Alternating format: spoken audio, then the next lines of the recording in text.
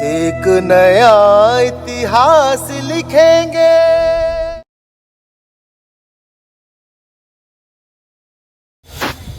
नमस्कार मित्रांनो, हे आहे लोकजागर इंडिया। मी आहे डॉक्टर अशोक राणा आणि आपण भूतांच्या भेटीगाठी या उपक्रमाच्या अंतर्गत भेटत राहतो। आज आपण ज्या एका भूताची माहिती पाहणार आहोत ते भूत नसून दैवत आहे आणि विनायक या नावाने ते प्रसिद्ध आहे। जवळच सिद्धिविनायक गणेश मंदिर आहे। महालक्ष्मी मंदिराच्या परिसरात कोल्हापूरचं जे अंबाबाई मंदिर आहे त्याला महालक्ष्मी मंदिर सुद्धा म्हणतात। इथे साक्षी गणपती म्हणून एक मंदिर आहे आणि बऱ्याच ठिकाणी गणपतीच्या मूर्ती आहेत, म्हणून आपण हे ठिकाण निवडलं। पण विनायक हे नाव गणपतीचं आहे, पण विनायक शब्दाचा अर्थ मात्र थोडा वेगळा होतो। नायक म्हणजे नेणारा, विनायक म्हणजे विशिष्ट प्रकारचा जो नायक आहे आपल्याला नेणारा। कुठे नेणारा? तर हा आपल्याला लोकशाहीकडे नेणारा। लोकशाहीचं प्रतीक म्हणून विनायक हा शब्द वापरण्यात येतो आणि प्राचीन सगळ्या ग्रंथामध्ये, प्रामुख्याने वैदिक ग्रंथामध्ये विनायकाचा जो उल्लेख येतो। शतपथ ब्राह्मण आहे, मानवप्रिय सूत्र आहे, मनुस्मृती आहे आणि ह्या ग्रंथासोबत भागवत हा अलीकडला 1000 वर्षापूर्वी आहे।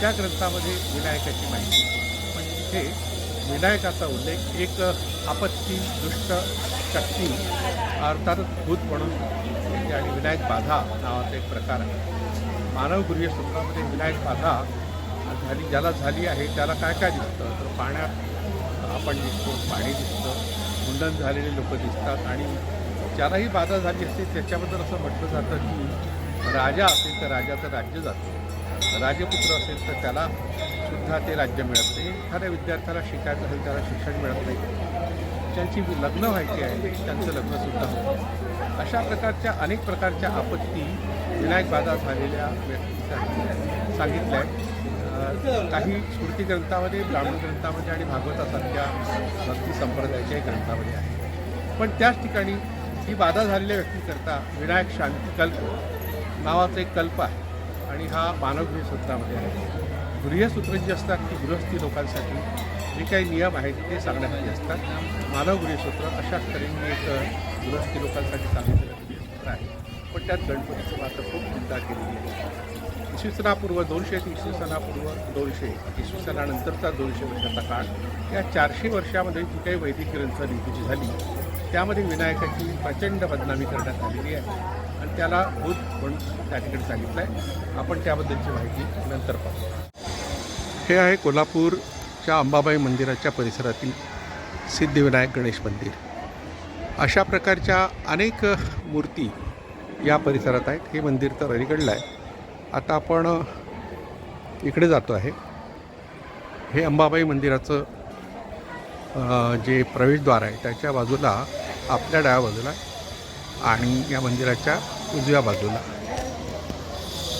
हा सगळा परिसर मंदिराचा परिसर आहे आणि इथे हे मुख्य मंदिर आहे ज्या ठिकाणी 3 शिखर आहेत। तर आता आपण ह्या पूर्ण मंदिर परिसराचा जो व्ह्यू आहे तो पाहूया। तेव्हा शंकर हे या मंदिराच्या भिंतीवर अनेक प्रकारच्या मूर्ती आहेत।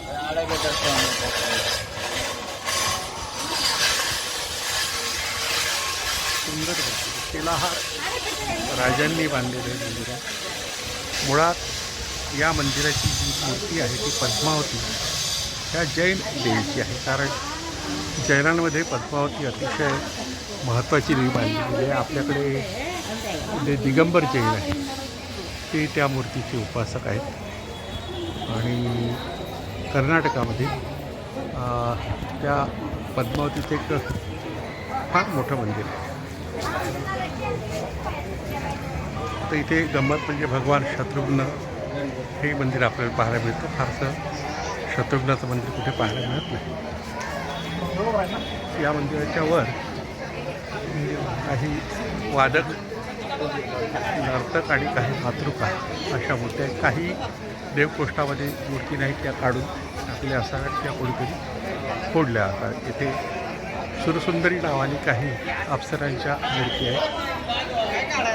मूर्तीशास्त्रामध्ये त्यांचं अतिशय महत्त्व आहे. बासरी वाजवणारी सुरसुंदरी आहे, नृत्य करणारी आहे आणि ही आरशात पाहते. याच परिसरात एक पत्रलेखिकासुद्धा आहे.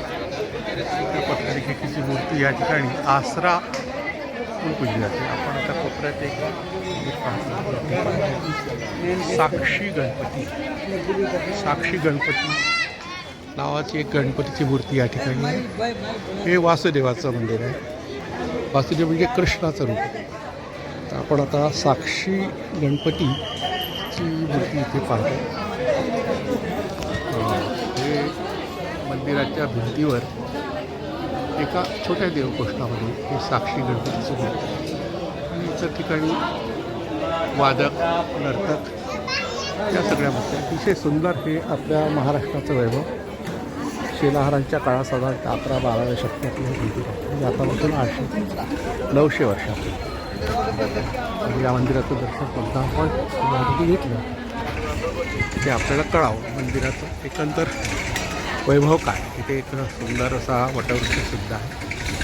इथे आपण